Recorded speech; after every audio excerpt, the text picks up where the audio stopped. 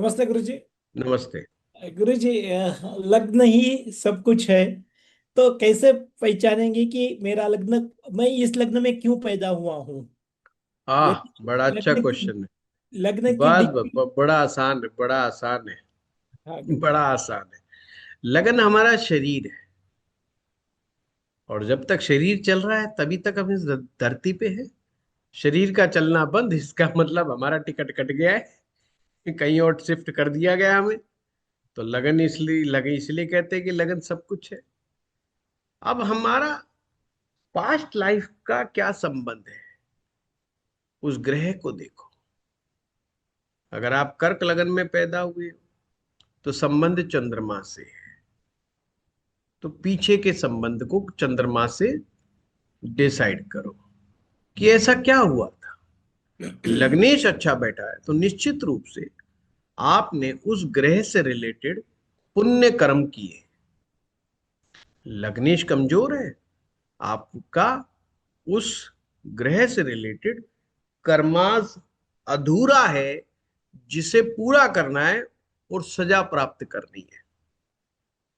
लग्नेश अच्छा बैठा है, उस ग्रह से संबंधित कर्मा अधूरा है, परंतु उसके इस जन्म में आपको एंजॉय करना है, आपको सक्सेस गेन करनी है। अब इस यात्रा के बीच में ध्यान एक ही रखना है कि कोई नया नेगेटिव कर्मा जनरेट नहीं करना है। अगर कोई नया जनरेट कर लोगे तो समस्या हो जाएगी, सिंपल सी बात। मरते वक्त इच्छा कौन सी रह गई, वो इच्छा डिसाइड करेगी कि आपका कौन सा लगन में पैदा होगे। पावर की इच्छा रह गई, यार इस जन्म में तो बिल्कुल पावरफुल नहीं रहे, साला दो पैसे की इज्जत नहीं कमाई, ना घर से बाहर कोई इज्जत करता था ना कोई घर में इज्जत करता था। भगवान मैं पावरफुल होना चाहिए। अब पावर मंगल देगा।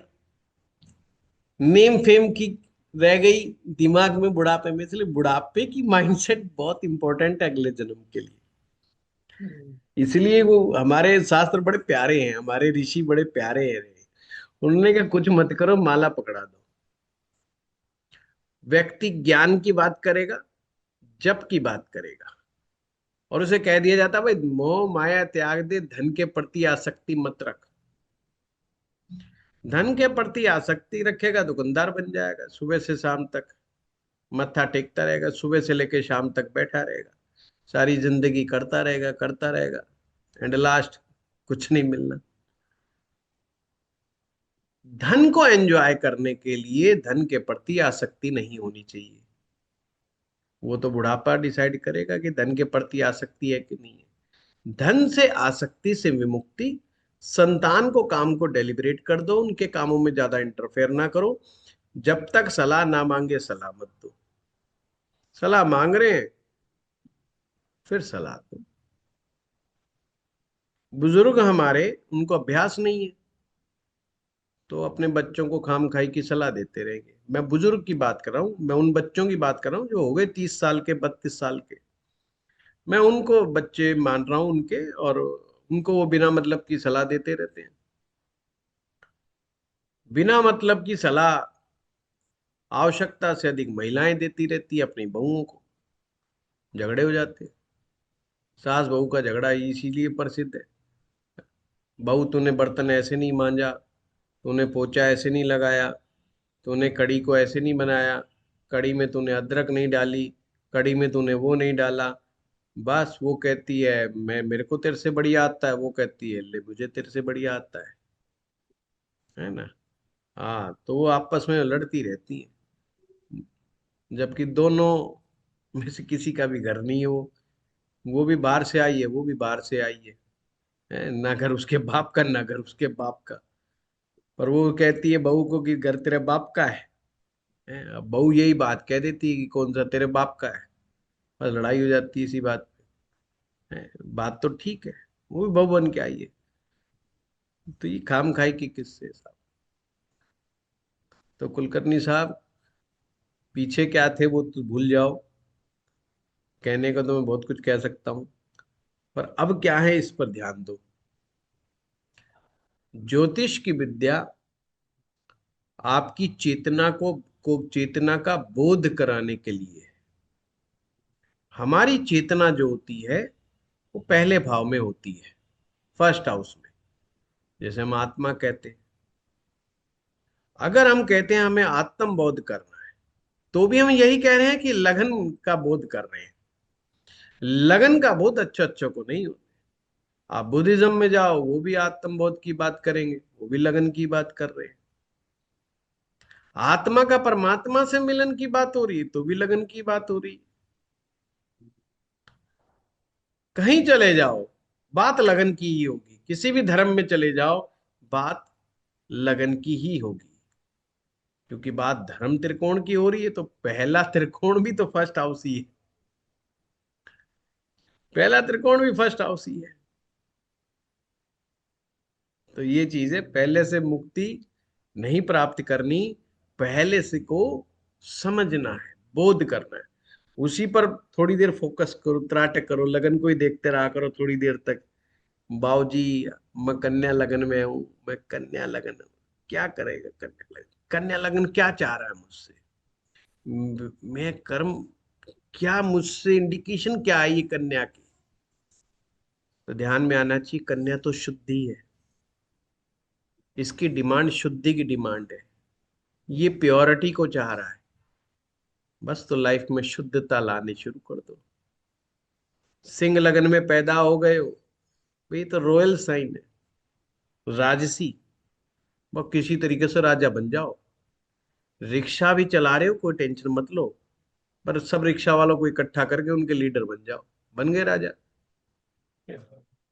रिक्शा वालों के राजा बन गए ना। भाई सारे मेरे इशारे पे चलेंगे, बनाओ प्लान कि कि भाई बिना शहर में रिक्शा मेरे यहाँ रजिस्ट्रेशन कराए और 1100 रुपये दिए कोई सूरत चलेगा ही नहीं। नहीं, सारे मिलके पीटेंगे। अच्छा, रिक्शा वाले इस मामले में बड़े तैयार हो जाते हैं। पीटना है, चलो। पहले ही आज तो दिहाड़ी नहीं हो रही, चलो पीट ही आते हैं, कुछ तो कर ले। तो जो पैसे नहीं दे रहा हो वो पीट लेंगे उसको। बाकी, इसलिए आप देखना, ऑटो वाले, रिक्शा बहुत जल्दी जल्दी लड़ते रहते हैं ये लोग। मैं उनके प्रधान बन जाओ, उसकी इज्जत हो जाएगी। मैटर नहीं करता कि भाई आपका, आपको वो वाला राजा ही बनना है। राजा कम्युनिटी का राजा बन गए, आप ऑर्गेनाइजेशन के हेड बन गए। सिंह लगन की खासियत है, वो हेड बनना चाहता है। कर्क लगन में पैदा हो गए, उसे लोगों के दिल में जगह बनानी है। गाना गा करके बनो, ड्रामा करके बनो, एक्टिंग करो, फिल्म में जाओ, कविताएं लिखो, गाने लिखो, राइटिंग करो, टीचिंग का ज्ञान दो, लोगों को सिखाना शुरू कर दो। बस, लगन की डिमांड पूरी हो गई ना। अपने लगन को फीड दो, अपने लगन को खाना दो। हमारा लगन का खाना वही है जो लगन चाह रहा है। मेष लगन है, उसको हर से बहस में जीतना है, उसको किसी को अपने से आगे जाने ही नहीं देना। बस, उसको यही दिमाग बस ऐसी जगह शादी करे। अब मेष लगन वाला लड़की से शादी करने जा रहा है, देख ले कि +2 फेल है कि नहीं। अगर वो ग्रेजुएट पास है तो +2 फेल से शादी करे, वो कभी आगे जाएगी ही नहीं, टेंशन ही खत्म। 10वीं फेल है तो और भी अच्छी बात है, किस्मत का धनी है। हमेशा उसको लगेगा ले, मुझसे नहीं जीत सकती। वो खुश है, ही इज हैप्पी कि he is more intelligent then my wife.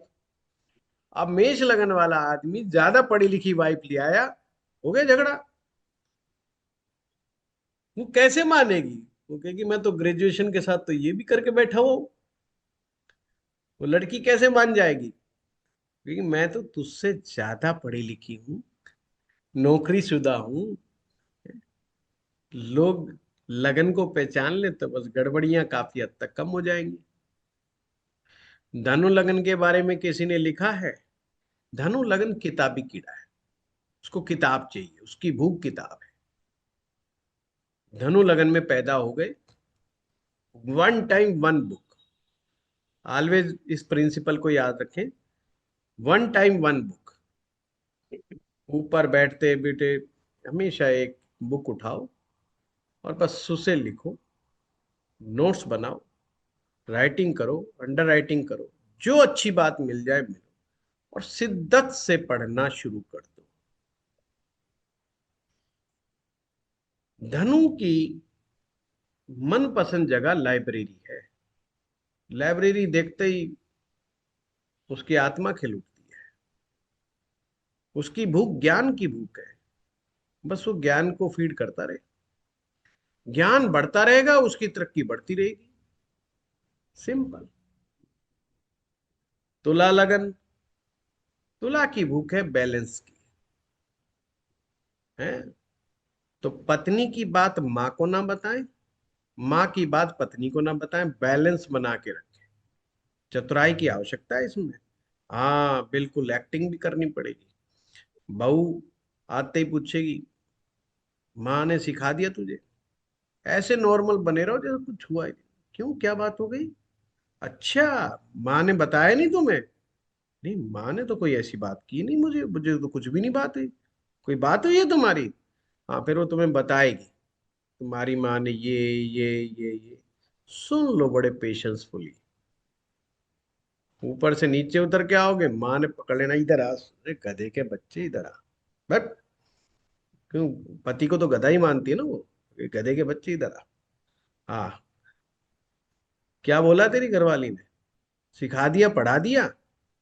बस वहां भी नॉर्मल बिहेव, क्या हुआ मम्मी, कुछ बात हुई क्या? ऐसे करो तो कुछ बात हुई ही नहीं। अच्छा, इसे पता नहीं कुछ भी, इसका मतलब बहू ने नहीं पढ़ा है, नहीं तो कुछ तो बोलता ही है। और जब भी कुछ है, बस सुनते रहो, ऐसे सुनो जैसे फर्स्ट टाइम सुन रहे हो, कान लगा के। मम्मी तू चिंता ना कर, इसको सबक सिखाऊंगा। बहू को कहते रहो तू चिंता ना कर, इसको टिकाने लगाऊंगा। बस बैलेंस बनाए रखो। दोनों की किसी की बात नहीं बतानी कि माँ ने आज क्या बोला, घरवाली ने क्या बोला। यही तुला है। मध्य मार्ग। ऐसे व्यक्ति को गीता का उपदेश जरूर पढ़ना चाहिए।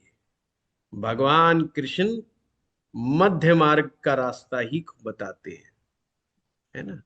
तो ये प्रैक्टिस बैलेंस की जितनी अच्छी रखेगा ना, घर गृहस्थी और कैरियर, संसार और अध्यात्म, बैलेंस, बैलेंस को सीख गया, सारा गेम सीख जाएगा।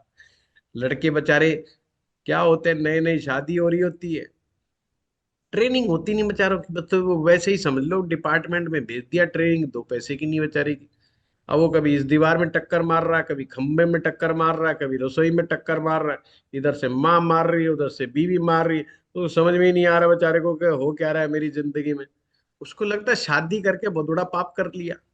साला सबने तो मिलके मेरी शादी करी और साले सारे ही मिलके मेरे को पीट रहे हैं, उसको समझ में ही नहीं आ रहा होता। तू गधा है, तू बेवकूफ है, तू जोरू का गुलाम है, तू फलाना है, तो ढिमकाना है। उसको तो सारे ये समझा रहे। और बहू कह रही है अपनी माँ की तरफ ही रही हो, मेरी जरूरत नहीं है तुझे। मैं देखती हूँ कैसे काम चलाता है। बुढ़ापा मेरे साथ ही बिताना है, तेरी माँ के साथ नहीं बिताना। वो उसे सुना रही है अलग से। आइयो तू, तुझे बताऊंगी मैं, दूंगी तेरे को पकोड़े बना बना करके। अब बेचारे के पकोड़े चाय सब फेल हुए पड़े बेचारे। तो कहने का मतलब ये है, फंस गया। मैक्सिमम लड़के फंस जाते हैं। माँ की बात वाइफ को बता देते हैं कि तूने ऐसा क्यों बोला, तू, वो चौधरी बन जाता। मैं चौधरी ही नहीं बनना था उन्हें। हाँ, बस शादी होते समझ लो चौधर तो चली गई तुम्हारी। हाँ, तो वो चौधरी नहीं बनना। बिल्कुल बैलेंस। हाँ, अगर जो बना देगा वो वही तुला है। वो तुला राशि हो गई, उसे तुला लगन मान। पर ये फार्मूला हर एक को अपनाना चाहिए। हाँ, फैसला करने मत बैठ जाना, न्याय करने मत बैठ जाना। न्याय संसार में नहीं है। न्याय बलि के साथ होता है, बलवान के साथ न्याय होता है, कमजोर के साथ कभी भी नहीं होता। लड़का कमजोर हो तो बेचारे के साथ कौन न्याय करेगा?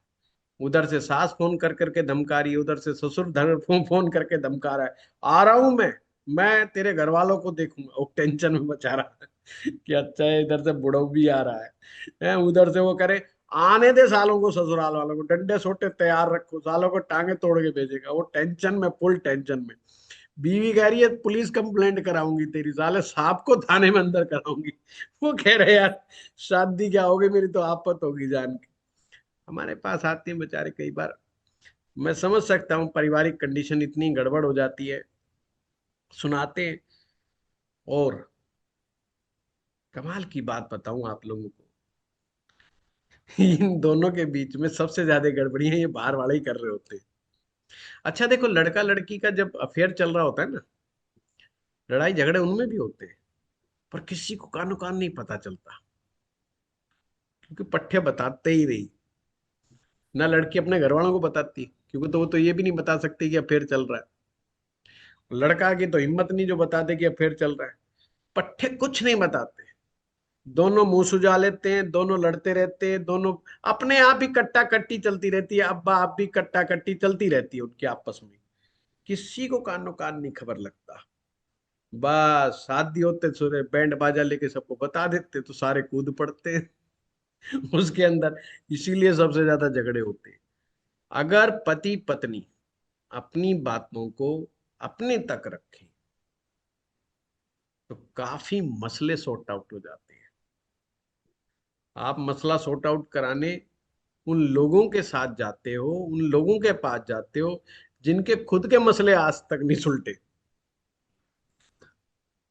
बाप के पास जाएगा लड़का, पापा देखना कैसी घरवाली लेके आए हो, कैसी लड़की लेके आए।